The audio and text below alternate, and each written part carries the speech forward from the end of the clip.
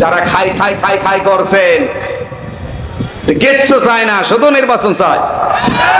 এরকম কিছু মানুষ আছে না? কিচ্ছু চায় না, শুধু নির্বাচন চায়।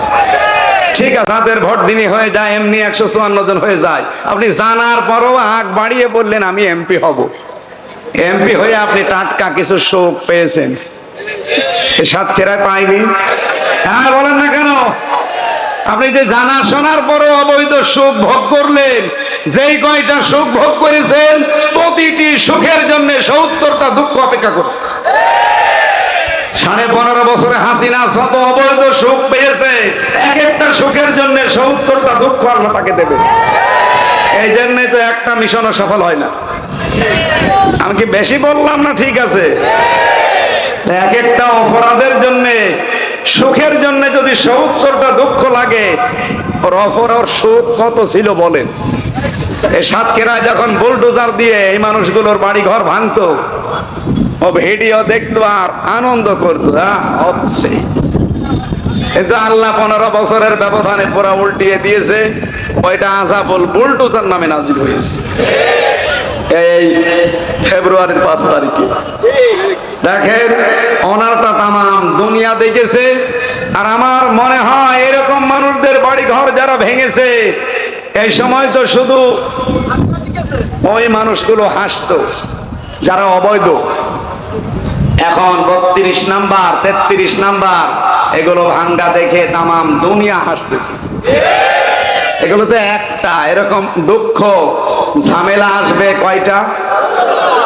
এজন্য যারা এগুলো করেছেন তাদের জীবনে আল্লাহ এগুলো ঘটাবেই। আমার কুষ্টিয়ার হানিফ এই অবৈধ সুখ ভোগ করেছে বহু। এই অবৈধ সুখ ভোগ করার জন্য সাতক্ষীরা, খুলনা, বাগেরহাট এই 3টা জেলার যত মাছের ঘের আছে, আমার মনে হয় 100টা ঘেরের প্রায় অন্তত 70টায় তার ছিল, বিভিন্ন কায়দা কৌশলে। মানে বাগেরহাটের অর্ধেকই তো তার, খুলনা বাগেরহাটের অর্ধেকই সে নিজের করে নিয়েছিল। এই অবৈধ সুখ যারা ভোগ করেছে, আল্লাহ এমন দেখানো দেখিয়েছে, ওর বাড়ির পায়খানার প্যান্ট পর্যন্ত খুলে নিয়ে চলে গেছে। খুলেছে কে? না না, সরা এটা আছে। আপনি এখন বলেন যে হানিফের নাম কোন জায়গায়, ওর নাম নেই, কিন্তু ওর বংশধরদের নাম আছে। ওর পূর্বপুরুষ যারা ওইরকম ছিল তাদের নাম আছে। এটা পাবেন সরা আনাম 8 নাম্বার 7 নাম্বার পারা 12 নাম্বার পৃষ্ঠা 4 নাম্বার লাইনের 45 নাম্বার আয়াতের প্রথম অংশে আছে। আল্লাহ পাক বলেন জালেমদের শিকড় কাটা হয়ে গেছে। কেটেছে কে? কতিয়া এটা মজুল, এর ফাইল জানা নেই, এর কর্তাকে জানে না। আর সারা বাংলাদেশে, শুধু সাতক্ষীরা না, সারা বাংলাদেশের 630টা থানা আমি কম বেশি প্রায় সব জায়গায় গেছি। যেখানে যে দেখি জালেমদের বাড়ি ঘর সব জনশূন্য হয়ে আছে। এগুলো ভেঙ্গে মাটির সাথে গড়িয়ে দিল কে?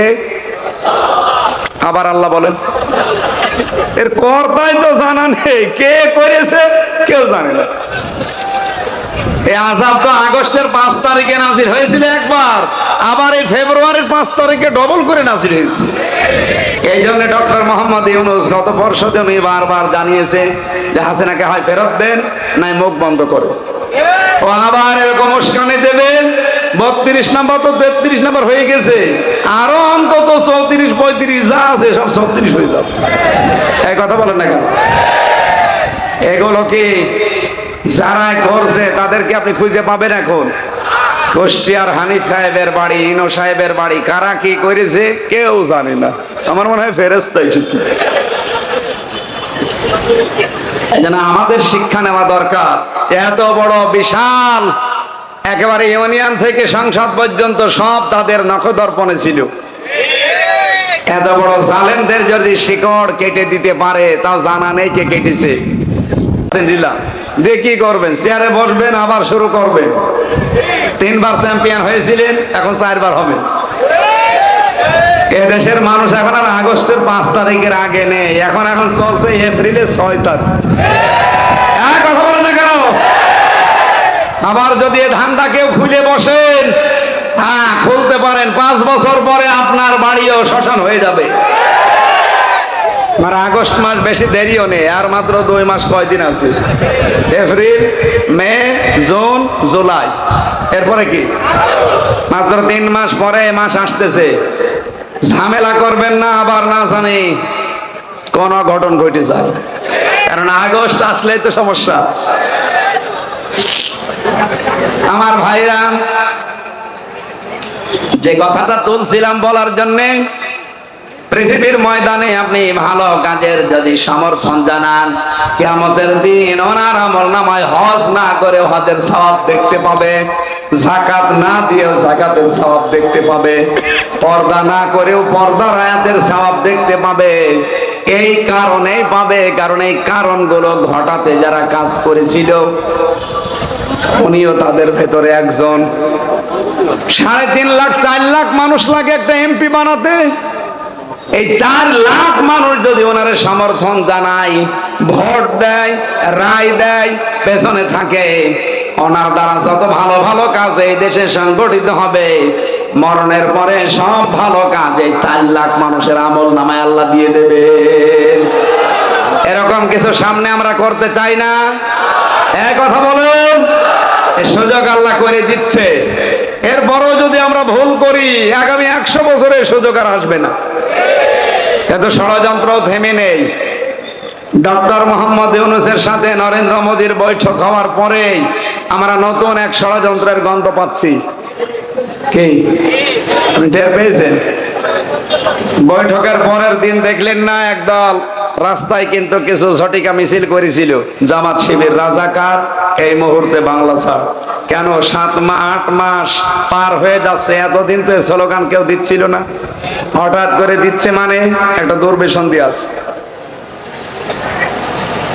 অনেকে বিভিন্ন ফাঁদে পা দিয়ে ওরা জানিয়েছে যে এই দেশ থেকে যদি জামাত ইসলাম, ছাত্র শিবির, ছাত্রী সংস্থা এদেরকে মাইনাস করে রাখা যায়, আগামীতে তোমাদেরকে আমরা বসাবো, তোমাদের দিয়ে আমরা কাজ করাবো। আমি আবার বলছি, বাংলাদেশ কিন্তু আগস্টের 5 তারিখ পার করে ফেলেছে। যতই ষড়যন্ত্র করেন একটা সফল হতে পারবেন না, কারণ এদেশে সবচাইতে আল্লাহর জন্য, রাসূলের জন্য, মানবতার জন্য সবচাইতে বেশি কষ্ট স্বীকার করেছে বাংলাদেশ জামাত ইসলামী।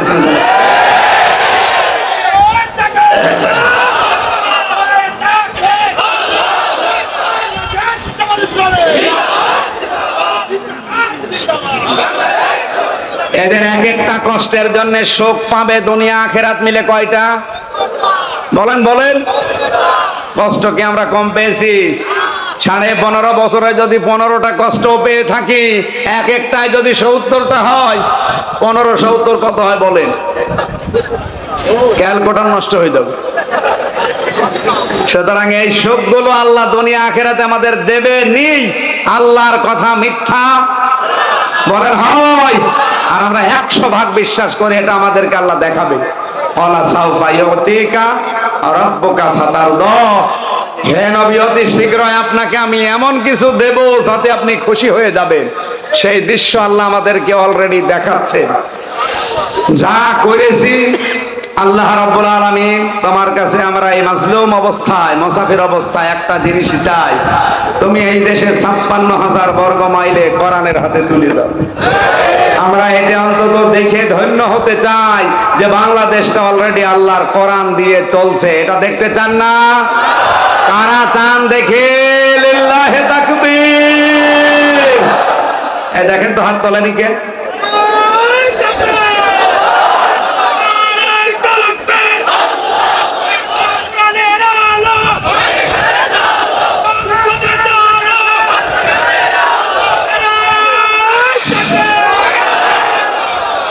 আমার ভাইরা,